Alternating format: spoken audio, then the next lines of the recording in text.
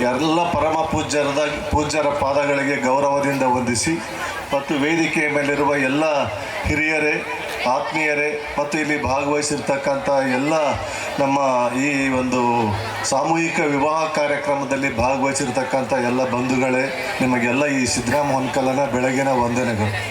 ಮಾಡುವಂತಿರಬೇಕು, ಮಾಡದಂತಿರಬೇಕು, ಮಾಡುವ ಮಾಟದಲ್ಲಿ ತಾನಿಲ್ಲದಂತಿರಬೇಕು ಅಂತಕ್ಕಂಥ ಬಸವಾದಿ ಶರಣರ ವಚನ ನಮ್ಮ ಮಹಾರಾಜರನ್ನು ನೋಡಿದರೆ ನಿಜ ಅನ್ನಿಸ್ತದೆ. ಇಷ್ಟೆಲ್ಲ ಮಾಡಿ ಕೂಡ ಏನು ಮಾಡದಂತೆ ಭಾಳ ಸಿಂಪಲ್ಲಾಗಿ ಓಡಾಡಿಕೊಂಡು ಬೆಂಗಳೂರಿನಲ್ಲಿ ತೀರಾ ಇತ್ತೀಚೆಗೆ ಪರಿಚಯ ಆದಂಥವ್ರು ನಮ್ಮ ಗೌಡ ಶಕಾಪುರ್ ಅಂತಕ್ಕಂಥ ನಮ್ಮ ಸಹೋದರ ಇವರ ಪರಿಚಯ ಮಾಡಿಕೊಟ್ಟ ನನಗೆ. ಅಲ್ಲಿವರೆಗೂ ಮಹಾರಾಜ ಅಂದರೆ ನಾನು ಆಶ್ಚರ್ಯಪಡ್ತಿದ್ದೆ, ಮಹಾರಾಜ ಅಂದರೆ ಅದೆಂಥ ಮಹಾರಾಜರಪ್ಪ, ಒಂದು ಸಲ ನಾನು ನೋಡಿಲ್ಲಲ್ಲ ಅಂತಿದೆ. ಒಂದು ಸಲ ಬೆಂಗಳೂರಿನಲ್ಲಿ ಭೇಟಿ ಆಯಿತು. ಎಷ್ಟೊಂದು ಸರಳತೆ, ವಿನಯವಂತಿಕೆ ಮತ್ತು ಪ್ರೀತಿ ವಿಶ್ವಾಸದ ಒಂದು ವ್ಯಕ್ತಿ ಅಂತ ಅನ್ನೋದು ನನಗೆ ಗಮನಕ್ಕೆ ಬಂತು. ನಿಜವಾಗಲೂ ಇವತ್ತು ನಾನು ಇಲ್ಲಿ ಬಂದು ಭಾಗವಹಿಸಿದ್ದಕ್ಕೆ ಸಂತೋಷ ಆಗಿದೆ. ನಾನು ವಿಶ್ವರಾಧ್ಯರು ಬಂದು ಮದುವೆ ನಡೆದಿತ್ತು, ಅಲ್ಲಿ ಪಕ್ಕದಲ್ಲಿ ಕಲ್ಯಾಣ ಮಂಟಪದ ಪಕ್ಕದಲ್ಲಿ ಕುಂತಾಗ ಬಹಳ ಆಹ್ಲಾದಕರಂಥ ಒಂದು ಶಾಂತ ಒಂದು ಪರಿಸರದಲ್ಲಿ ಬಂದು ಕುಂತಂಥ ಒಂದು ದಿವ್ಯಾನುಭವ ಆಯಿತು. ನಿಜವಾಗ್ಲೂ ಇಂಥ ಕೆಲಸ ಮಾಡೋದು, ನಮ್ಮ ಆಗಲೇ ಮಾಜಿ ಶಾಸಕರು ಕೂಡ ಹೇಳಿದರು, ನಮ್ಮ ವಿಶ್ವರಾಧ್ಯರು ಕೂಡ ಹೇಳಿದರು, ಇಂಥ ಉಚಿತ ವಿವಾಹಗಳನ್ನು ಮಾಡಿಕೊಡ್ತಕ್ಕಂಥದ್ದು ಬಹಳ ಒಂದು ಒಳ್ಳೆಯ ಕೆಲಸ. ನಾವೆಲ್ಲ ಹೇಳ್ತೇವೆ ಇಂಥಲ್ಲಿ ಬಂದಾಗ ವೇದಿಕೆ ಉಚಿತ ವಿವಾಹ ಮಾಡೋದು ಭಾಳ ಚಲೋ ಅಂತೇವೆ. ಬಟ್ ನಮ್ಮ ವಿವಾಹ ಮಾಡುವಾಗ, ಕೌಟುಂಬಿಕ ವಿವಾಹ ಮಾಡುವಾಗ ಇವತ್ತು ಸ್ಪರ್ಧೆಗೆ ಬಿದ್ದಂಥ ಒಂದು ದುಂದು ವೆಚ್ಚದ ವಿವಾಹಗಳು ನಡೀತಾ ಇದ್ದಾವೆ. ಒಬ್ಬರಿಗಿಂತ ಒಬ್ಬರು ಜಾಸ್ತಿ ಮಾಡ್ತಕ್ಕಂಥದ್ದು ಅನೇಕ ನೋಡಿದರೆ ಅಲ್ಲಿರುವಂಥ ಕಲ್ಯಾಣ ಮಂಟಪವನ್ನೇ ಪೂರ್ಣ ಸಿಂಗಾರ ಮಾಡ್ತಕ್ಕಂಥದ್ದು ಎಷ್ಟೋ ವಿವಾಹಗಳು ನೋಡಿದಾಗ ಏನಪ್ಪ ಇದು ವಿವಾಹ, ಇದು ಒಬ್ಬರು ನೋಡಿ ಒಬ್ಬರು ಇಷ್ಟು ಪ್ರಮಾಣ ನಡೀತದಲ್ಲ, ನಾವು ಹೆಂಗೆ ಮಾಡ್ಬೇಕಂತೇಳಿ ಒಂದೊಂದು ಸಲ ಭಯ ಆಗ್ತಕ್ಕಂಥದ್ದು ಇರ್ತದೆ. ಅದಕ್ಕೆ ಇಂಥ ಉಚಿತ ವಿವಾಹಗಳು ಹೆಚ್ಚಾಗಬೇಕು. ಯಾಕಂದರೆ ಜನ ಅನುಕೂಲ ಇದ್ದವ್ರು ಮಾಡಲಿ, ಬೇಡ ಅನ್ನೋದಿಲ್ಲ. ಎಷ್ಟೋ ಜನ ಅವ್ರು ಮಾಡ್ತಾರಂತ ಹೇಳಿ ಸಾಲ ಸೂಲ ಮಾಡಿಕೊಂಡು ಮತ್ತೆ ತಾವು ಕೂಡ ಆಡಂಬರವಾಗಿ ಮಾಡಲಿಕ್ಕೆ ಹೋಗಿ ಇಡೀ ಬದುಕಿನಲ್ಲಿ ನೋವು ಅನುಭವಿಸ್ತಕ್ಕಂಥದ್ದು, ಸಾಲದಿಂದ ಬಳಲ್ತಕ್ಕಂಥದ್ದು ಆಗ್ತಿರ್ತದೆ. ಅದಕ್ಕೆ ಇಂಥ ಸಂದರ್ಭದಲ್ಲಿ ನಮ್ಮ ಮಹಾರಾಜ ಅವರು ಅನೇಕ ಜನ, ಎಷ್ಟೋ ಜನ ದುಡ್ಡು ಗಳಿಸಿರ್ತಾರೆ, ಅವರು ಬೆಂಗಳೂರಿನಲ್ಲಿ ಆರಾಮ್ಸೆ ಇರ್ಬೋದಾಗಿತ್ತು. ಆದರೆ ತಮ್ಮ ಊರಿನ ಜನರಿಗೆ ಇಂಥ ಒಂದು ಜಾತ್ರೆಯನ್ನು ಏರ್ಪಡಿಸುವ ಮೂಲಕ ಒಂದು ಸಾಂಸ್ಕೃತಿಕವಾದಂಥ ಒಂದು ಕೆಲಸ ಇದು, ಕಟ್ಟುವಂಥ ಕೆಲಸ ಇದು, ಮನಸ್ಸುಗಳನ್ನು ಬೆಸೆಯುವಂಥ ಕೆಲಸ. ತಾನು ಹುಟ್ಟಿದ ಊರಿನಲ್ಲಿ ಕೂಡ ಒಂದು ಸಾಂಸ್ಕೃತಿಕವಾದಂಥ ಕೆಲಸಗಳನ್ನು ಮಾಡುವ ಮೂಲಕ, ಅಲ್ಲಿ ಉಚಿತ ವಿವಾಹಗಳನ್ನು ಮಾಡುವ ಮೂಲಕ ಜನರಿಗೆ ನೆರವಾಗಬೇಕಂಥದ್ದು ಬಹಳ ಮುಖ್ಯ ಆಗ್ತದೆ. ಮಾಡಿದೇನೆಂಬುದು ಮನದಲ್ಲಿ ಕಾಡಿದರೆ ಏಡಿಸಿ ಕಾಡಿತ್ತು ಶಿವನ ಡಂಗುರ ಅಂತಾರೆ.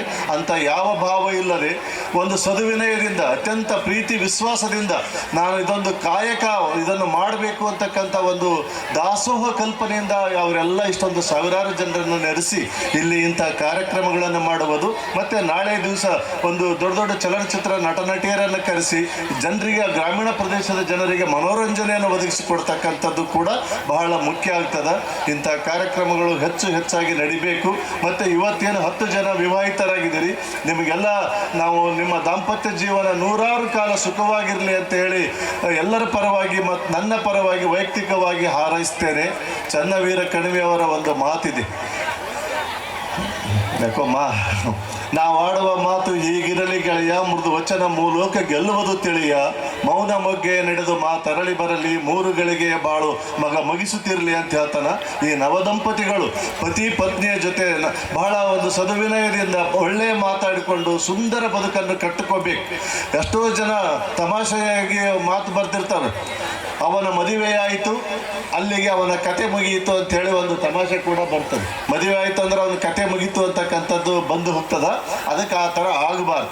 ಯಾರೇ ವಿವಾಹಿತರಾದರೆ ಅವರ ದಾಂಪತ್ಯ ಜೀವನ ಅತ್ಯಂತ ನೂರಾರು ವರ್ಷಗಳಿಗೆ ಸುಖಮಯವಾಗಿರಬೇಕು. ಪತಿಗೆ ಪತ್ನಿ ಮತ್ತು ಪತ್ನಿಗೆ ಪತಿ ಸಹಭಾಗಿತ್ವವಾಗಿ ಅವರ ಸುಖ ದುಃಖಗಳಲ್ಲಿ ಪಾಲ್ಗೊಂಡು ಅವರೆಲ್ಲದೂ ಒಂದು ಶ್ರೇಯೋಭಿವೃದ್ಧಿ ಕೂಡ ಆಗುವಂಥ ಕೆಲಸ. ಮತ್ತು ಅವರು ಇಲ್ಲಿ ಸಾಯಿ ಮಂದಿರವನ್ನು ಕಟ್ಟಿಕೊಟ್ಟಿದ್ದಾರೆ. ನಾವು ಎಷ್ಟೋ ಸಲ ಸಾಯಿ ದರ್ಶನಕ್ಕೆ ಶಿರಡಿಗೆ ಹೋಗಬೇಕಾಗ್ತಿತ್ತು, ದೂರದ ಶಿರಡಿ. ಆ ಶಿರಡಿ ಸಾಯಿಬಾಬನನ್ನೇ ನಿಮ್ಮ ಊರಿಗೆ ತಂದು ಕೊಟ್ಟು ನಿಮಗೆ ಎಲ್ಲರಿಗೂ ದರ್ಶನ ಮಾಡುವಂಥ ಕೆಲಸ ಮಾಡಿದ್ವಿ. ಬಸವಾದಿ ಶರಣರು ಮಾಡಿದ ಕೂಡ ಕೆಲಸನೂ ಅದೇ.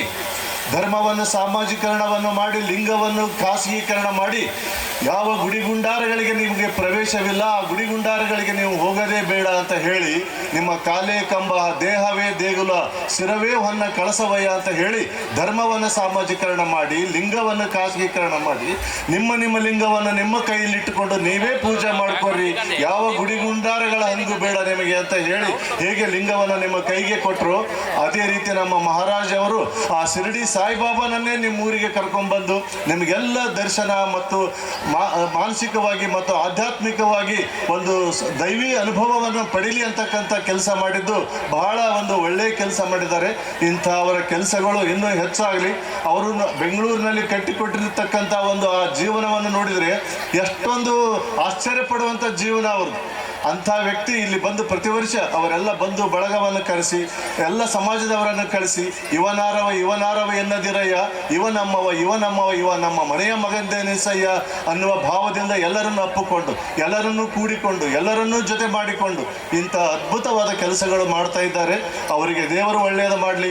ಆ ಸಾಯಿಬಾಬಾ ಮತ್ತು ಸಕಲ ಬಸವಾದಿ ಶರಣರು ಅವರಿಗೆ ಇನ್ನೂ ಇಂಥ ದಾಸೋಹ ಪರಿಕಲ್ಪನೆಯ ಕೆಲಸಗಳನ್ನು ಹೆಚ್ಚೆಚ್ಚು ಮಾಡಿಸುವಂಥ ಶಕ್ತಿಯನ್ನು ಕೊಡಲಿ ಅಂತ ಹಾರೈಸಿ ನನ್ನನ್ನು ಕರೆದು ನನ್ನೊಂದು ತೀರಾ ಇತ್ತೀಚಿನ ಪರಿಚಯ, ಒಂದು 3-4 ತಿಂಗಳ ಪರಿಚಯ ಆದರೂ ಅತ್ಯಂತ ಪ್ರೀತಿ ವಿಶ್ವಾಸ ಗೌರವದಿಂದ ಕರೆದು ನನಗಿಲ್ಲಿ 4 ಮಾತಾಡಲಿಕ್ಕೆ ಮತ್ತು ನಿಮ್ಮೆಲ್ಲರನ್ನು ಕಾಣುವ ಮತ್ತು ಆ ಸಾಯಿಬಾಬನ ದರ್ಶನ ಪಡೆಯುವಂಥ ಕೆಲವು ಮಂದಿಗೆ ದೈವಿ ನಂಬಿಕೆ ಇಲ್ಲ, ಆದರೆ ನನಗೆ ದೈವದಲ್ಲಿ ನಂಬಿಕೆ ಇದೆ. ಆ ನಿರಾಕಾರ ಶಕ್ತಿ ಅನ್ನೋದು ಒಂದಿದೆ, ಅದು ನಮ್ಮ ಒಳಿತನ್ನು ನಡೆಸ್ತದೆ ಮತ್ತು ನಮ್ಮನ್ನೆಲ್ಲ ಒಂದು ಒಳಿತಿನ ಕಡೆಗೆ ತಗೊಂಡು ಹೋಗ್ತದೆ ಅಂತಕ್ಕಂಥ ನಂಬಿಕೆ ಉಳ್ಳಂಥ ವ್ಯಕ್ತಿ ನಾನು. ಸಾಯಿಬಾಬನ ದರ್ಶನದ ಜೊತೆಗೆ ನಿಮ್ಮೆಲ್ಲರ ದರ್ಶನವನ್ನು ಕಂಡಿದ್ದೇನೆ.